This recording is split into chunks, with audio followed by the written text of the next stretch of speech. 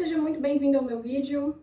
Então, no vídeo de hoje, eu vou estar conversando com vocês sobre autossabotagem e as minhas técnicas, as minhas formas de superar a autossabotagem. Então, eu vou começar contando uma historinha pra vocês, tá? E eu espero encarecidamente que alguém se identifique, né? Até porque, no final de contas, nenhuma experiência é individual. Desde que eu era criança, eu sempre via, né, coisas inexplicáveis, né? Dizem que eu já nasci com o terceiro olho aberto, então eu sempre via coisas inexplicáveis. E a grande maioria dessas coisas não eram boas, não eram bonitas de serem vistas, né? Eu sempre via umas coisas muito pesadas. Consequentemente, eu tinha muito medo. Fora que eu fui exposta a filmes de terror, coisas de terror, muito susto, muito medo, desde criança. O hobby de muita gente da minha família era me assustar, porque eu já era muito medrosa, eu tinha muito pesadelo, enfim. E aí,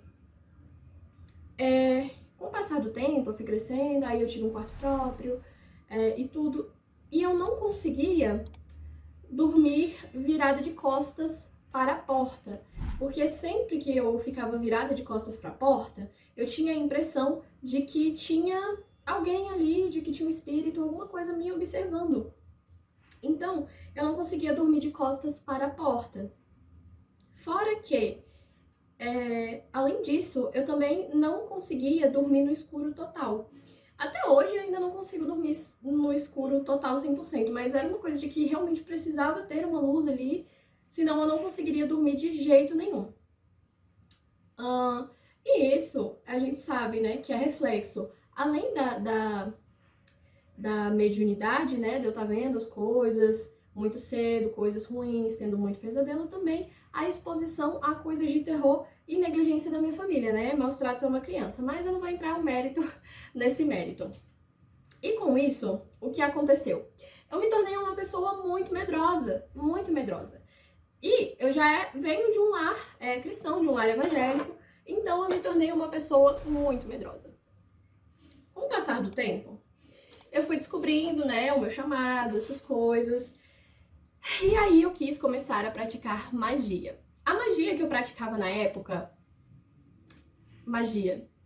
era uma coisa, assim, um tanto complexa, né? Eu tentava perder o medo acendendo uma vela ou outra, conversando com velas, com fogo, mas essa minha questão com fogo vai muito mais além, né? Porque o fogo é o elemento que me rege, né? Então eu sempre tive essa conexão. Continuando, até, né, e eu pesquisava, eu conhecia, tanto que eu passei muitos anos só na teoria, porque eu tinha medo de praticar propriamente dito, evocar um espírito, qualquer espírito, anjo ou coisa assim, mexer com um sistema de magia mais intenso, mais forte. E aí, eu comecei a praticar magia, né? Hoje em dia eu sou magista, pratico magia, vivo magia. E no começo, meu primeiro ritual, eu senti muito medo, muito medo. E o último ritual que eu fiz, o ritual mais recente, gente, eu acordei 3 horas da manhã. Uma pessoa que tinha um medo cristão e que sempre teve muito medo dessas coisas de terror, aonde que você ia ver uma pessoa acordando 3 horas da manhã? Pra principalmente fazer magia, evocar espírito. Pois é, acordei 3 horas da manhã, fiz o que tinha que fazer ali e eu não senti uma gota de medo. Eu não senti uma gota de medo. Gente, eu era uma pessoa medrosa ao ponto de que se eu escutasse um estalo na casa, eu já tava passando mal. Ou era alguém invadindo a minha casa, ou era o capiroto vindo me pegar, ou era o Krampus querendo vir me pegar. Eu era muito medrosa, muito medrosa. De um nível, assim... Tanto que eu acho que quase morri de passar mal no meu primeiro ritual, eu tenho vídeo aqui contando como foi, por causa do medo. Tá, dito essa historinha, vamos começar. Por causa do medo, além dessas coisas, quando eu tava bem, em paz e conseguia dormir virada de costas pra porta, por exemplo, ou não tava com medo de nada, a minha mente me enviava imagens horríveis, tenebrosas, de coisas horríveis que eu já vi ou não vi, ou ela podia estar aumentando coisas, gente, coisas horríveis mesmo que eu não vou citar, pra fazer com que eu sentisse medo, com que eu ficasse com medo. E eu ficava com medo, funcionava, eu ficava com medo. O que eu fiz e tem funcionado pra não sentir mais medo? Primeiro, eu sou adepta ao Ho'oponopono, que é um sistema de cura interdimensional através de mantras. Se vocês quiserem, posso explicar como realizar o Ho'oponopono. Segundo, o domínio sobre os pensamentos.